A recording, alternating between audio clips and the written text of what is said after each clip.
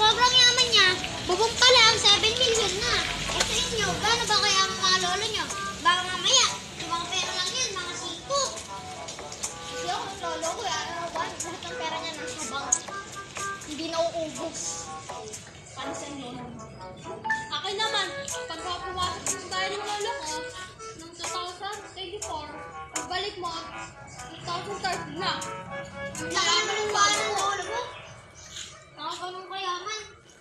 Ito kaya? Endo kaya? Ito kaya? Parang ginawa ko. Wala ba naman yung mga lolo niya eh? Bakit? Bakit naman? Bakit naman? Saan ba nakatira yung lolo mo? Tsaka Ay, ano? kaya mo.